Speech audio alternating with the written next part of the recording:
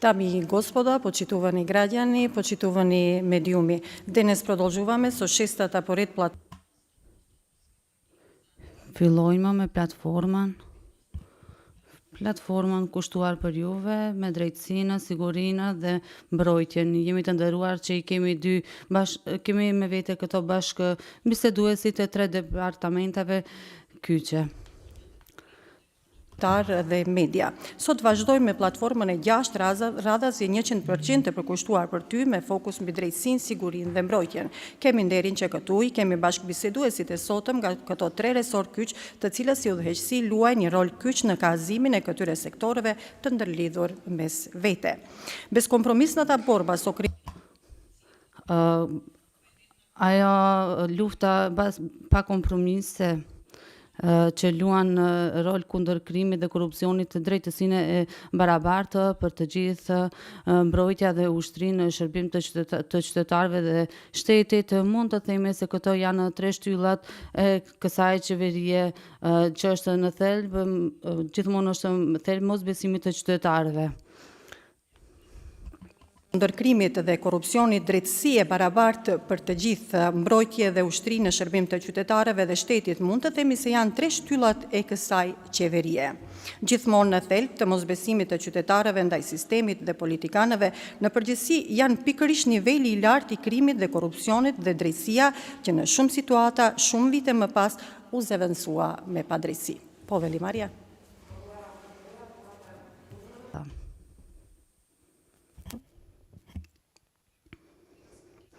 Sot do të flasim pikërisht për këto tema, për gjendjet se sa është nevojshme të njëjta të largohen dhe cila është mënyra më e mirë që kjo të tejkalohet e ardhmja, të rregullohet me një rend, edhe se sa çrregullim në vend në drejtësisë në vend pra të padrejtësisë të jetë drejtësia në një ushtri të fortë të respektuar.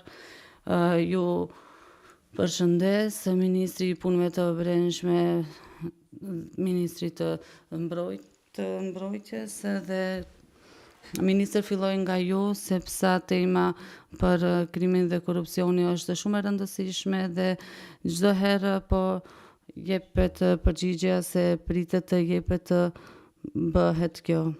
Si ishin gjendjet që i keni takuar dhe cilat janë më ndryshe që i ka pra kjo qeveri, se sa nga ja kalume në luftën e krimit të lartë dhe korrupsionit. Ju faleminderit, është mundësia të diskutojmë gjithçka që është për interes të publikut dhe për qytetarët.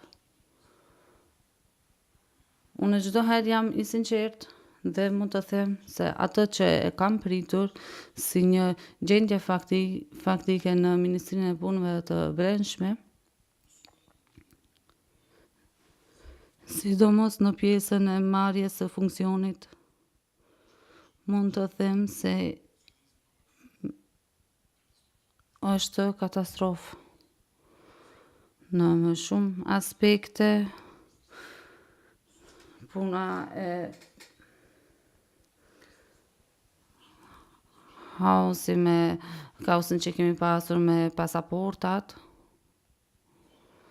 bukfalisht nuk dihet se kush po han dhe kush po pi.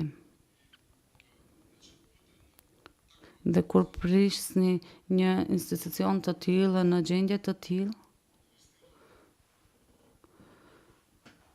me të vërtetë është e rëndë që të vjen në një rezultat të vërtetë që në fund mund të rezultojë me një luftë kundër krimit dhe një korrupsioni lartë, por për fat të mirë. Këtë e kanë të qartë publiku dhe qytetarët, sepse edhe në këtë periudhë të shkurtër, edhe me këto resurse që po disponojmë ne,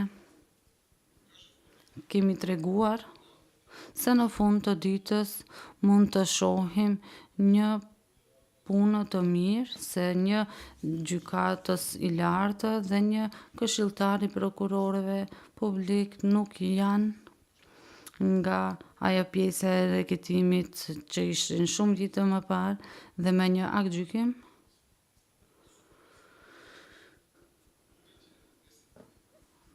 nuk janë pjesë të institucioneve dhe nuk do të riketojnë pra qytetarët, përkatësisht gjykatësi është në një masë burgimi prej 3 dhe ndërsa ai këshilltari nuk është më pjesë e atij institucioni dhe po e mban ato faj që që e meriton.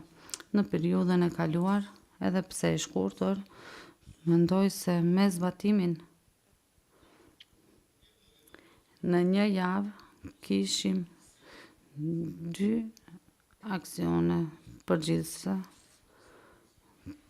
të ngritur nga ajo për krim të organizuar në Maqedoninë Perëndimore dhe duke e shfrytëzuar atë pozitë përsëri kanë bërë punë të paligjshme dhe atë procedurë kemi parë se mund të shihet në pjesën e kompetencave tona dhe në mënyrë më të mirë që e kemi bërë deri më tani. Dhe një ditë ose 2 ditë më pas kemi pasur një aksion gjithëpërfshirës në pjesën jug perëndimore ku ishte një grup kriminale që shumë vite ka bërë në atë pjesë të Maqedonisë dhe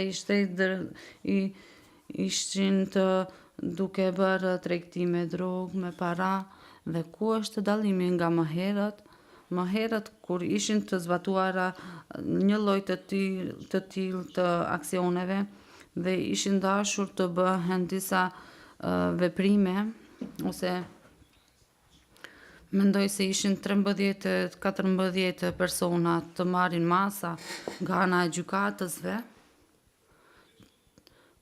Pra më herët publiku e din se 5 personat nga lista rastësisht apo jo atëherë kanë shkuar në pushime apo jo dhe kanë bërë disa veprime të tjera, ndërsa ato 5 të tjerat e kanë mbajtur atë dënimin, atij procesi dhe pikërisht për këto persona të tjerë, kjo ka ndodhur. Tani kjo nuk po ndodh. Dhe të them se Ministria e Punëve të Brendshme duhet të jetë krenare sepse informacioni që vjen në fund të ditës për ndonjë keq përdorim ose ato të fajshmit po largohen, kjo nuk po ndodh tani. Ato që janë të dyshuarit e parë në ranglistën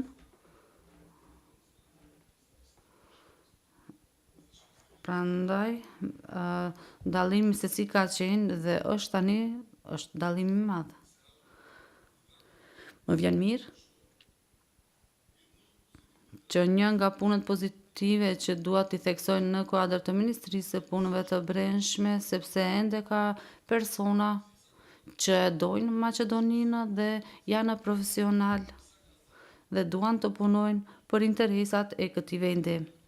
Dhe kjo është ajo që është një sinjal pozitiv për qytetarët, përkatësisht me punën, me krenari dhe të përkushtuar, kemi treguar në këtë periudhë të shkurtër dhe në të ardhmen do të ndiqet kjo nga publiku se lëndët që janë me interes të lartë do të jenë të procesuara në mënyrë përkatëse në kuadër të procedurave ligjore. Dhe përfundimisht kriminalët do të jenë atë pjesë ku e kanë vendin dhe institucionet do të lirohen nga personat që nuk e mendojnë të mirën e vendit dhe që e keqpërdorin këtë vend për interesat e veta. Mendoj se kjo është për fillim e mjaftueshme, ju faleminderit. Po unë kam pyetje që të flasim për reformat të na duhen, pra të flasim edhe për projekte konkrete. Këtu do të ndërlidhem me sistemin Safe City, pra qyteti mbrojtur. A mund të tregoni informacion se kur qytetarët mund t'i presin ato rezultatet e para, si do të jetë efekti edhe më tutje? Safe City është një sistem që është shumë i rëndësishëm për vendin, do të jetë në funksion për gjithë shkatje që është për kulturën e komunikacionit në vend. Dua të them se mirë është që qeverisjet e mëparshme e kanë filluar procedurën për furnizim, vendosjen e kamerave dhe më tutje, që me qëllim një ditë ta kemi këtë sistem në përdorim. Por ka çdo herë ndonjë mangësi, por ajo që është si plan strategjik, si ta vendosim këtë në funksione dhe të ulemi të punojmë në vend se të vërtetojmë se cilat ligje duhet të ndryshohen, në cilat pjesa duhet të ndryshohen, cilat procedura duhet të vërtetohen, ku duhet të implementohen këto si zgjidhje, si do të procesohet kjo në fund kjo procedurë, pra dënimet që do të jepen, a do të japim në telefon apo në mail, cili është numër që do të procesohet. Pra mund të përgjigjet gjykatësi të veproj me 30, 40, 50.000 lëndë dhe për të gjithë këto pyetje dhe përgjigje duhet dikush të ulet dhe të punoj. Fakt është se shumë njerëz nuk kanë ditur se dikush do të ulet dhe të punoj dhe mund të pranoj se në kuadër të qeverisë teknike informacionet ishin të ne se ministër mos e brengos se furnizimin e kemi bërë dhe gjithçka është në rregull, por në fakt atëherë kishim një interes për zgjedhje të lira dhe demokratike, por fakt se nuk mund të përkushtohemi te projektet, sidomos unë nuk mundem të përkushtohem aq që sepse rezultatet duhet të jepen. Dhe tani pas mbarimit të qeverisë teknike dhe formimit të qeverisë së re, jam më përkushtua në këtë projekt sepse mendoj se këto numra që i kemi nga ana 146, 126, 138 janë këto numra të personave që kanë humbur jetë si pasojë e komunikacionit ose aksidentit rrugor. Këto numra duhet t'i ulim, nëse duam t'i ulim këto numra, pra ne nuk po flasim këtu se shteti do të dënoj, do ta mbush buxhetin, ky nuk është qëllimi. Qëllimi i vendosjes së këtij sistemi në kulturën rrugore, se jeta një personi nuk ka çmim. Në atë temë nuk besoj se dikush do të debatojë nga ana tjetër, që është kundër neve. Prandaj duhet ta implementojmë këtë sistem ashtu siç duhet dhe më pas gjykata nuk mund të përgjigjet për numrin në përgjithësi dhe UJP nuk mund të i paguaj këto. Duhet në bazë shëndetësore të shëndetshme ta bëjmë këtë. Nëse themi se në periudhë kohore si bëhet, pra mendoj se deri në vitin 2025 të fillojmë me funksion, por kjo është e pamundshme se ka shumë hapa të merren. Dhe përsëritem se do të jem i lumtur që nëse në vitin 2025 e lëshojmë në një përdorim final. Disa herë kam lajmëruar se qytetarët kanë një periudhë kohore ku do të jenë të paralajmëruar nga ana e kësaj zgjidhje softvere. Çfarë do të thotë kjo? Do të kemi një periudhë të ardhshme që qytetarët mundet të shohin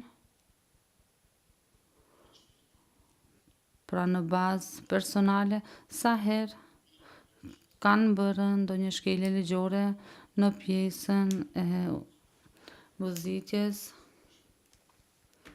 Prandaj nuk mundemi këtë gjatë natës ta vendosim, por do të ketë një periudhë e adaptimit, periudhë kur do të jenë të njohur qytetarët si funksionon ky sistem dhe nëse munden ato në bazë të vetë të bëjnë këto dhe këto janë zgjidhje dhe mendoj se në vitin 2025 do të ketë një zbatim funksional të plotësishëm.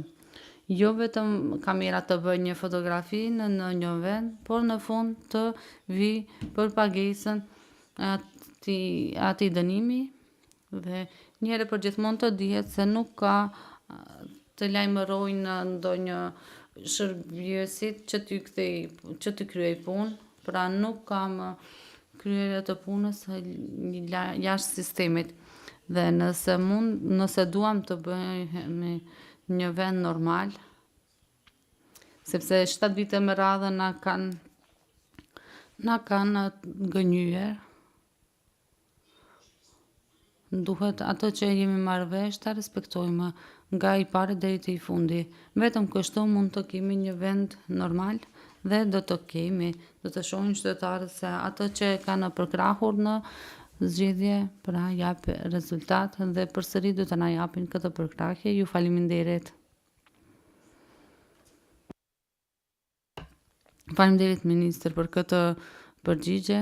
Mirë është kjo, unë do të kaloj te Ministria e Mbrojtjes. Këtu e kemi sekretaren shtetërore Elizabeta Qupovska. Kam një pyetje lidhur me sigurinë. A mund të na thoni si është gjendja e sigurisë në vendin tonë, në rajonin, por edhe më gjerë, duke pasur parasysh rastet aktuale dhe se duam të dimë nga aspekti si NATO po ndikon te siguria jonë, por edhe te pala e zhvillimit ekonomik.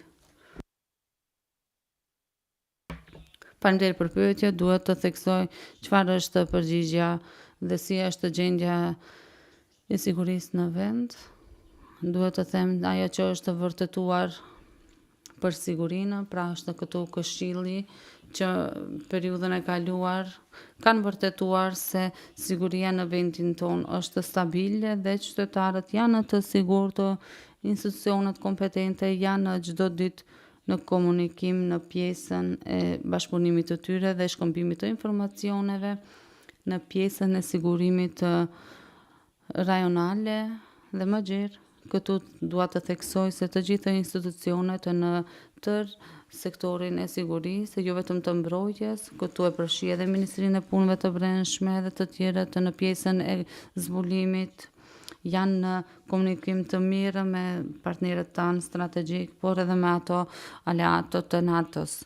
Pra garantimi i sigurimit rajonale është nga antari jonë, pra në antarësimi jonë në NATO dhe prandaj dua të theksoj se kontributi i Maqedonisë që e ka në pjesën rajonale është vërtetuar nga të gjitha aleatët e NATO-s e më gjerë, sepse ne jemi kontributës, pra që është një mision i mirë për sigurimin në rajone, gjithashtu është e vlefshme të kemi qasje misionit nga Bashkimi Evropian që është në Bosnia dhe Hercegovina. Këtu do të theksoj edhe disa siguri të tjera. Ne garantojmë edhe në sigurim kolektiv dhe prandaj kjo e tregon që jemi në fuqitë multinacionale dhe janë në rajon në Letoni, Romani dhe Bullgari dhe ne marrim pjesë me rotaciona me 8 persona në Bullgari dhe Romani me 35 pjesëtar nga 6 muaj. Dhe tani si kjo pjesëmarrje e këtij kontributi rajonale dhe më gjerë po ndikon në këtë zhvillim ekonomik, dua të theksoj se ajo që është shumë e rëndësishme për çdo vend, sidomos për Republikën e Maqedonisë, si një ekonomi e vogël dhe e hapur, është shumë e rëndësishme për forcimin e kapaciteteve të institucione që për zhvillim më të mirë ekonomik të kemi garant të drejtave të qytetarëve, të njeriut dhe për çdo investitor pas vendimit të tij për investim se më pyesin se a në vend janë a janë të gjithë të sigurt në vend dhe dhe a janë të gjithë institucionet stabile. Kjo është ajo që ne po e garantojmë dhe vetë ne me masat e NATO Aliansës në pjesën e vendosjes së bashkëpunimit bilateral. Kemi të nënshkruar një marrëveshje bilaterale dhe kemi shumë iniciativa dhe kjo është një pjesë për kontributin e zhvillimit ekonomik.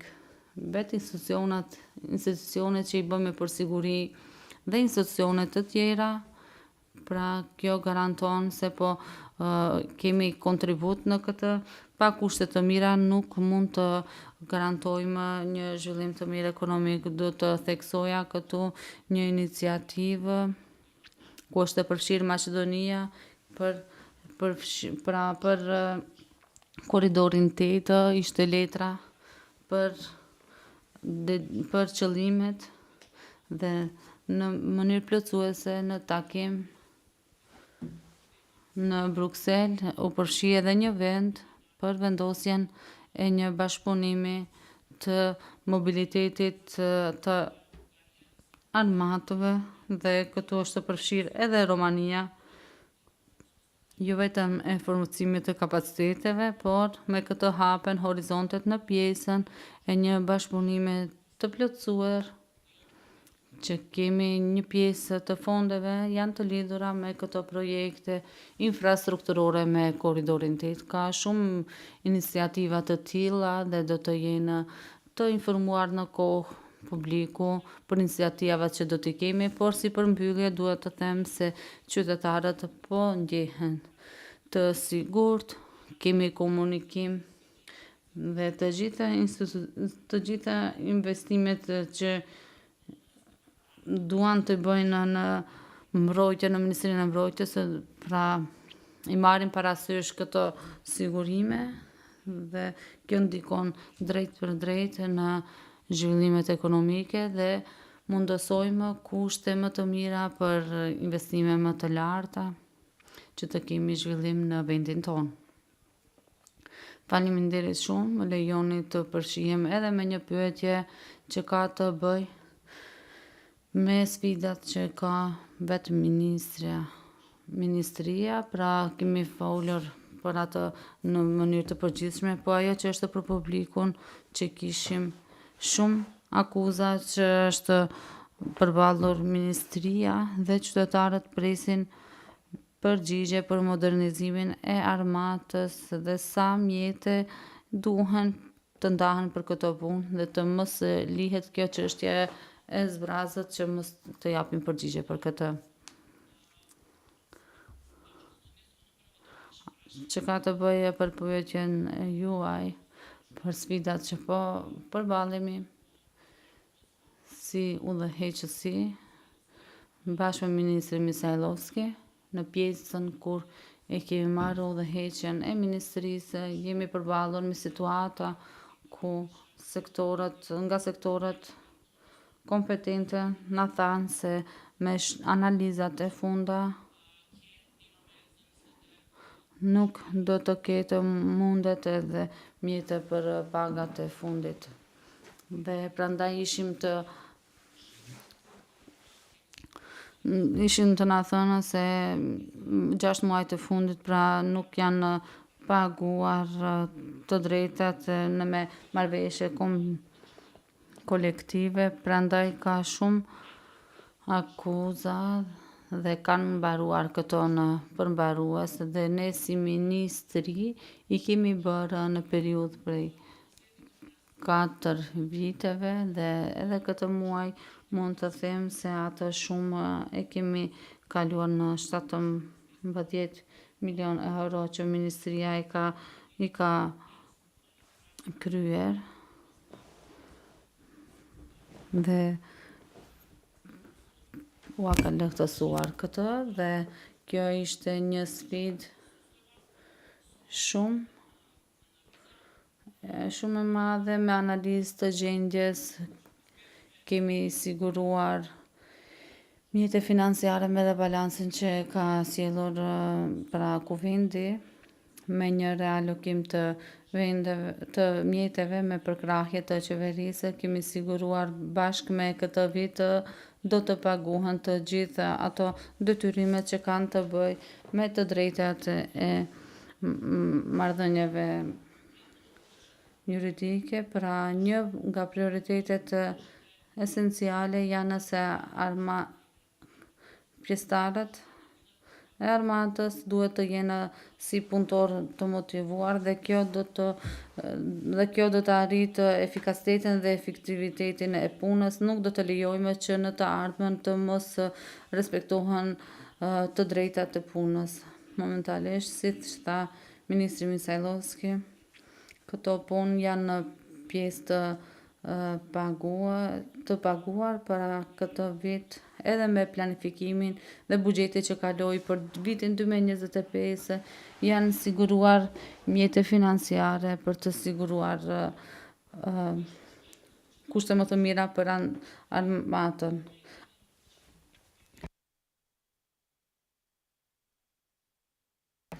Nga prioriteti është moderniteti i armatës. Në 4 muaj jemi përkushtuar për forcimin e bashkëpunimit të partnerëve tanë strategjike dhe me shumë aleato të NATO-s ku kemi marrëveshje qeveri me qeveri. Dua të theksoj se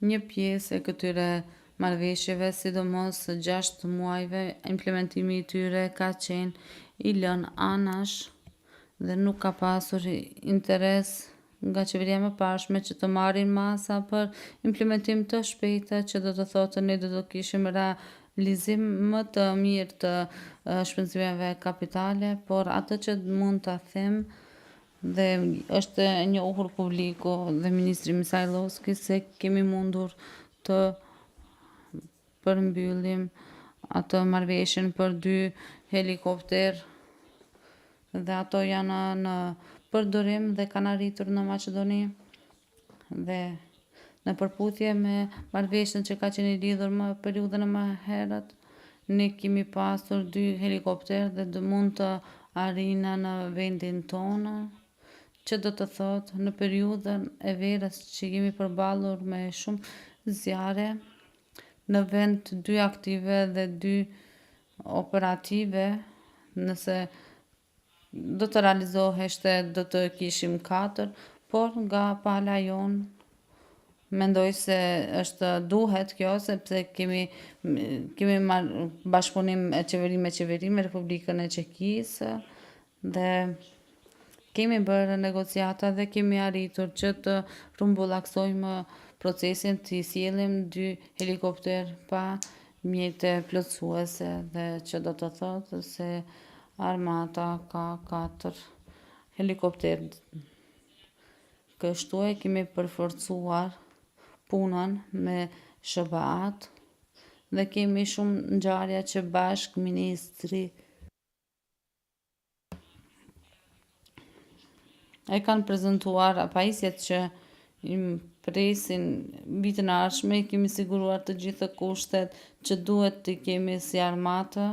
Bëhet fjalë për një numër i madh i pajisjeve dhe publiku duhet të di se ka 2 kontrata për sjelljen e gjellti dhe ato kanë arritur në vend dhe pritet që të arrijnë deri në 96 të vitin e ardhshëm, që do të thotë se vitin e ardhshëm duhet të theksoj se kemi siguruar mjete në buxhet edhe për pagesën e detyrimeve, por edhe pagesën e tatimeve të doganës dhe presim porositje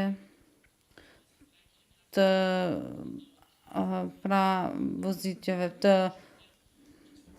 pozitjeve si striker dhe kështu shohin për përmbushjen e këtyre kushteve dhe vitin e ardhshëm presim që me bashkëpunim me Republikën e Francës në nivel qeveri me qeveri dhe pajisjet presim të arrinë vitin e ardhshëm.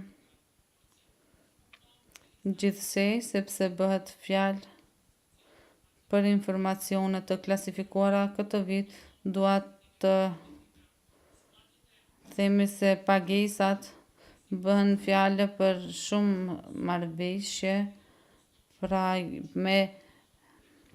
me porositjen e pjesë të pajisjeve se duhet një pjesë duhet të jetë e futur dhe ekipi ynë si inspektim e sheh atë se dhe pastaj presim që këtë vit ta mbajmë atë.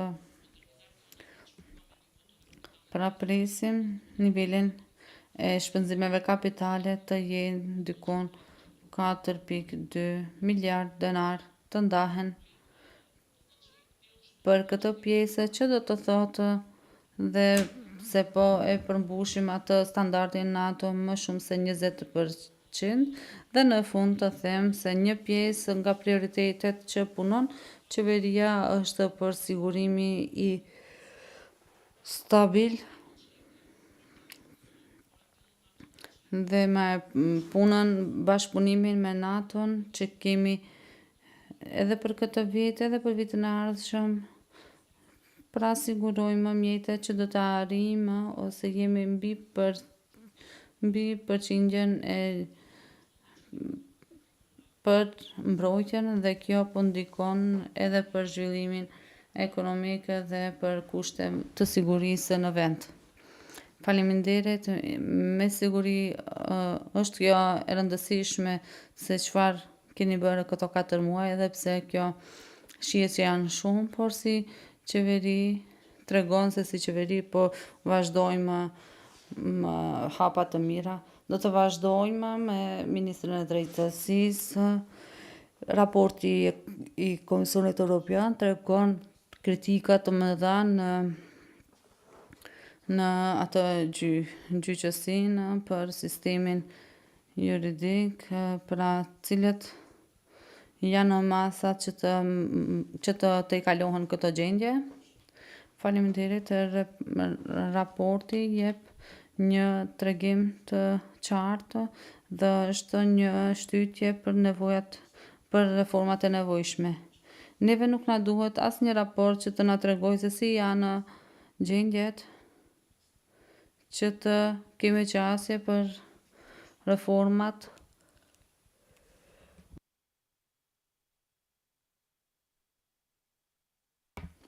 Ne si Ministri e Drejtësisë, me njëherë kemi pasur një proces për miratimin e vendimeve dhe ndryshimeve, si të ecim në një rrugë të mirë. E dini si ju ne nuk kemi pasur 100 ditë që të realizojmë, që të gjejmë një rrugë të vërtetë dhe të themi se për punët që janë para nesh. Pas funksionimit tim, ishte një vendim jo popular për rritjen 10 herë të tarifës së noterëve. Këtë ja kemi pasur borxh qytetarëve dhe këtë e kemi ndryshuar. Edhe në pjesën e reformave kemi filluar në mënyrë graduale si të vimë në një situatë të mirë dhe të kemi themele të sigurta, kishim edhe debate dhe jemi përkushtuar për kryerjen e procesit për kodifikimin e legjislacionit. Pra të më them se nga nesër do të ketë shumë debate dhe mund të ndjekni edhe ju me debatat dhe plotësimin e Këshillit Prokurorëve. Është formuar nga ana e Ministrisë Drejtësisë. Kjo do të jetë nga nga ngjarjet dhe deri në fund të dhjetorit duhet ta mbarojmë procesin, që do të thotë se kemi një debat në javë, pra duhet që në ato tryezë të rrumbullakët të kemi plotësime të ligjit për këshillet e prokurorëve, pra këto do të jenë shumë të përfshira dhe me themel, pra do të marrin pjesë të gjithë. Ajo që është e rëndësishme për periudhën se janë reformat në gjyqësorin dhe gjithsesi ato do të zbatohen me strategjinë e gjyqësorit 2024-2028 dhe atë që dua të them është e lartë. Kjo për prioritetet tona të rekonstruohen Këshilli për implementimin e strategjisë për implementimin e gjyqësorit. Këto reformat nuk do të jenë të lehta dhe një nga sfidat më të mëdha dhe reforma më e brendshme është Këshilli i prokurorëve publik, ku nga ne do të varet hapërimi për Bashkimin Evropian. Kjo është vetëm për fillim. Ministër, unë kam një pyetje për odën e profesion të ekspertëve. Si të jetë kjo odë funksionale, sepse ka vërejtje se e njëjta nuk është funksionale, nuk i plotëson detyrimet e kështu me radhë. Çfarë duhet të bëhet që oda të bëhet funksionale? Është një pyetje shumë e mirë, vetëm se oda është e formuar dhe pas 8 viteve bëhet kjo. Nuk e di cila është arsyeja. Këtë periudhë duhet ta parashtrojmë pyetjen diku tjetër, pse dikush me qëllim është munduar që këtë dhomë të mos e funksionojnë. Por me 5 tetor këtë vit kemi bërë regjistrim të kësaj ode dhe kjo është funksionale.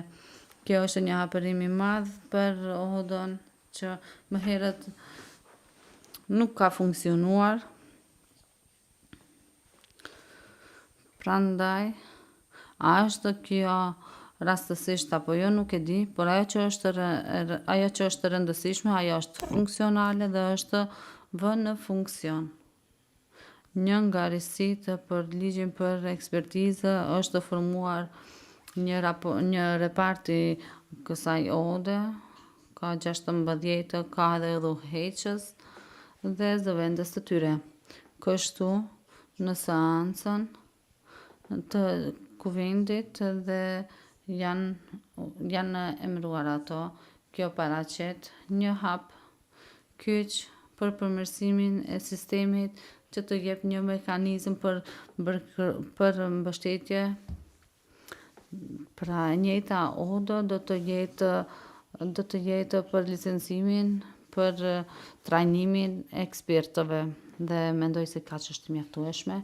Ju faleminderit ministër, falenderoj të gjithëve, unë dhe Maria çdo herë në fund falenderojmë kabineteve që i kanë ministra, sepse ato janë pjesë e ndihmës që vjen nga ato për mbajtjen e këtyre platforma. Këto platformat janë 100% dëshmi dhe jemi të hapur si qeveri, sepse tërkohën i kemi këtu edhe mediat, prandaj u jap hapësirë pyetje pra gazetarëve të parashtrojnë pyetje.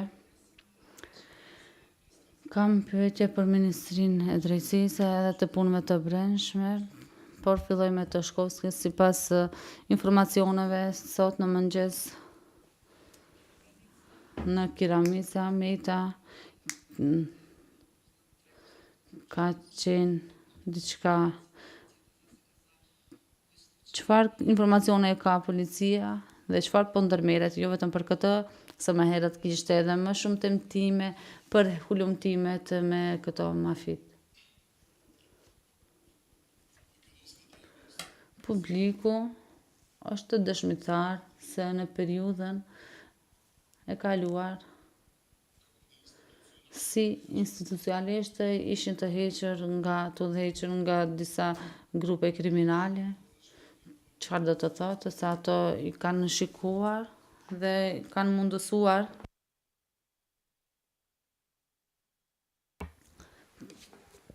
të punojnë kundër ligjit dhe periudhën e kaluar kishim një procedurë interesante ku prokuroria për ndjekjen e korrupsionit ka hapur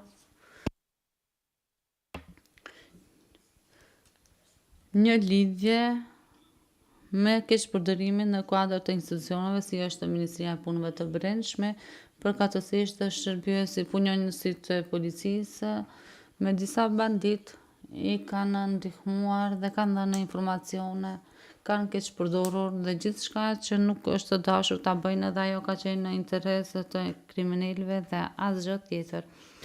Kjo ka qenë mundësuar përmes një aplikacioni që e din shumë mirë njerëzit dhe kanë shfrytëzuar njerëzit që nuk kanë menduar të mirën e vendit. Jo vetëm për këtë, do të ketë edhe procedura të tjera dhe periudhën e kaluar kemi treguar se në mënyrë të qartë do të luftojmë kundër krimit dhe pikërisht për këtë jam i njohur, i njoftuar. Mirë është se nuk kemi një gjendje të keqe jetësore të personave. Keq është që bandat kriminale edhe sot po hiqen, por si institucione do të përgjigjemi gjithçka që ua prish qetësinë e qytetarëve. Fakt është që në periudhën e kaluar që nëse disa vepra kriminale për vrasje nuk janë gjetur, edhe në vitin 2024 është dashur të konstatojmë një kryes të vrasjes dhe ajo dje është bërë dhe sot do të bëhen hapat e tjera sa i përket procedurës padis, pra kemi bërë se mund të zbulojmë kryerjes për një orë e gjysmë se kemi bërë atë kryerjen e vrasjes para qendrës së Mavrovasja dhe kjo tregon se si institucionet të përgjigjen këtyre banditëve dhe kriminalëve dhe mendoj se kemi treguar në këtë periudhë se kemi pa kapacitet të përgjigjemi, por me përforcimin e kapaciteteve edhe më shumë do të jemi të përgatitur që në mënyrë efikase të ballafaqohemi me këto bandit. Thash se kemi patur kriminal të tillë që janë të drejtuar për prishjen e sistemit. A mund të na tregoni për gjendjen e sotshme? Thatë se nuk është në gjendje të keqe, a keni biseduar? Pra rasti është në 9:20, siç e dini, dhe preskonferenca është në 10 ora. Informacionet janë se personi nuk është në jetë të rrezikuar dhe këto po veprojnë pra shërbimet e Ministrisë së Punëve të Brendshme. Kjo është tërë puna. Siç mundet ato tentimet e të njëjtit person, thoni se do të luftoni, nuk mundet МВР-ja të hyjë në trag, sepse edhe ky sulm ka qenë i lajmëruar në TikTok në këtë video me eksplozimin radishtikli është kjo. Nuk është diçka që po lajmërohet në rrjetet sociale, nuk mundet që МВР të hyjë në trag në hetim ose të di se cilat janë ato personat, sa nuk mund të dhe ato po shëtisin çdo kohë në vend dhe ato mund të lirisht të vendosin një bombë. Pyetja është shumë logjike si gazetar që e parashtroni dhe më vjen shumë keq se ministri, nëse është i sinqert dhe jam i sinqert, nuk mund të ju përgjigjet në atë drejtim se Ministria e Punëve të Brendshme mund të bëj ndonjë mrekulli, por mundet në mënyrë profesionale dhe me përkushtim të punoj dhe me ndershmëri dhe në kuadër të tërë kësaj që është kompetencë dhe sipas kapaciteteve ne veprojmë. Këtë ua vërtetoj, pra nuk mund të ketë ndryshe. Ju faleminderit për pyetjen. Për Ministrinë e Drejtësisë, lajmërohet se nesër do të fillojë diskutimi publik. A mund të na tregoni çfarë do të kenë ekspertat në tryezë, a do të ketë udhëzime nga ato që kanë punuar më herët, Këshilli Gjyqësor, ose mbetet në atë propozim të njëjtë që do të debatojnë në periudhën e ardhshme. Ju faleminderit, unë ju doja të merrni pjesë, të shihni se cilët janë ato idejat dhe risitë e tyre. Ideja është që në fund të kemi konkluzat dhe prandaj ju ftoj të ndjekni këto debatet publike. Ju faleminderit.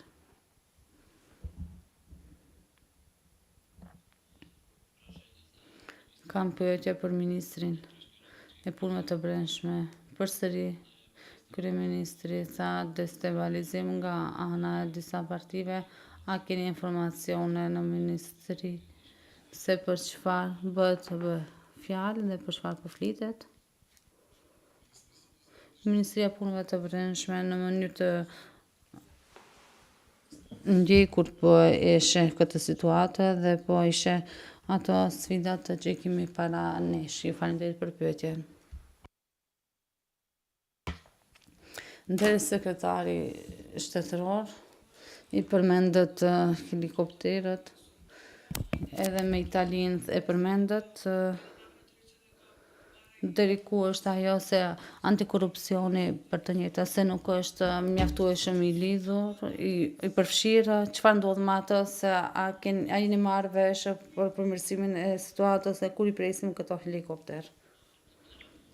Ju faleminderit. Ministria e Mbrojtjes ka të lidhur për kompaninë Leonardo për 8 helikopter dhe ato që e kemi ndjekur sikur situata, kjo është e lidhur nga fillimi i këtij viti dhe pjesë e mjeteve financiare për avans janë të paguara përmes pas mandatit të mbarimit të qeverisë dhe ne si kemi ardhur si udhëheqës i ri, ishte kjo e lajmëruar nga pjesa antikorrupsionit dhe kjo është kemi dorëzuar dokumentacione përkatëse, por nuk kemi marrë përgjigje për atë që është ndarë me publikun dhe si ministri.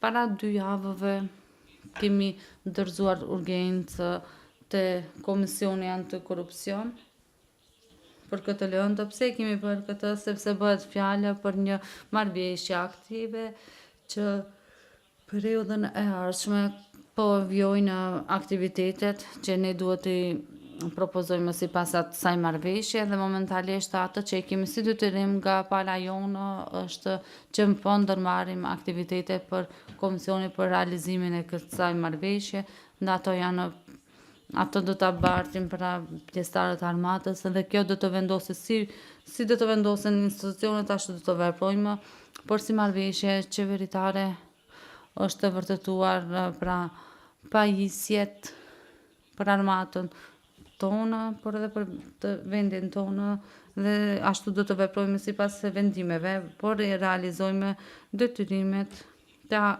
marrëveshjes aktuale sepse kështu është me ligj.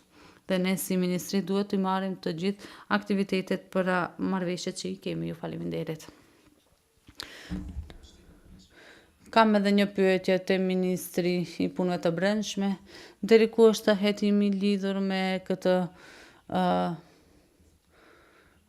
në prokurori nuk ka qenë e lajmëruar për blerje, a e dini diçka për indicione, diçka? Faleminderit për pyetje, në këtë moment nuk mund të jap përgjigje që të jetë në kuadër në nivel të publikut. Nëse nuk ka pyetje tjera nga mediat, po urdhëroni. E dini se jeni përgjigje për pyetje, por a mundet më detajisht të na tregoni sa a janë të lënduar dikush tjetër për informacionin e sotshëm që kanë qenë të gjuajtura 2 pompa? Faleminderit për pyetjen. Atë që mora si informacion përsëri e them se ngjarja ka ndodhur në 9:20 dhe unë kam ardhur këtu në 10 ora dhe kemi filluar me këtë debat në 10 ora. Për këto 50 minuta, po kjo ngjarje ka ndodhur, ka një person të lënduar, por nuk është në gjendje të rrezikshme. Unë e kam marrë këtë informacion dhe më shumë nuk kam se çfarë të them. Pra publiku do të jetë i lajmëruar dhe gjithçka çfarë ka ndodhur me këtë ngjarje, me informacionet që do t'i kemi, do t'ju lajmërojmë. Ju faleminderit. Atëherë, nëse nuk ka pyetje të tjera, ju falenderoj juve ministrat dhe sekretarit shtetëror për debatin që e kishim për luftimin me krimin dhe për sigurimin e vendit dhe përmirësimin e drejtësisë që qytetarët po e presin. Unë dhe Venera vazhdojmë javën e ardhshme me një platformë tjetër. Ju falenderit për vëmendjen.